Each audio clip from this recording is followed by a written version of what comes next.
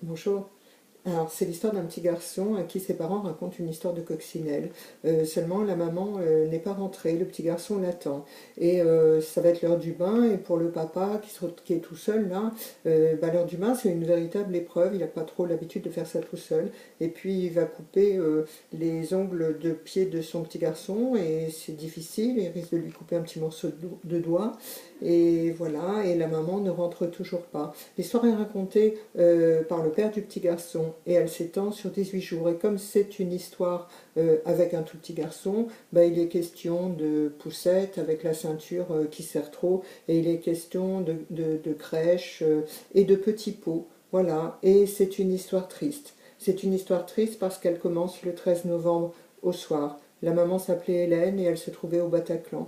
Voilà, j'ai lu le livre d'Antoine Leiris, cet homme qui a ému tellement de gens avec sa lettre sur Facebook. Vous n'aurez pas ma haine. Une lettre qui commence ainsi. Vendredi soir, vous avez volé la vie d'un être d'exception, l'amour de ma vie, la mère de mon fils. Mais vous n'aurez pas ma haine. Alors Antoine Léris raconte la disparition de sa femme d'une manière assez froide d'abord et puis de plus en plus douloureusement. Et il lui fait surtout, au fil des pages, une énorme déclaration d'amour.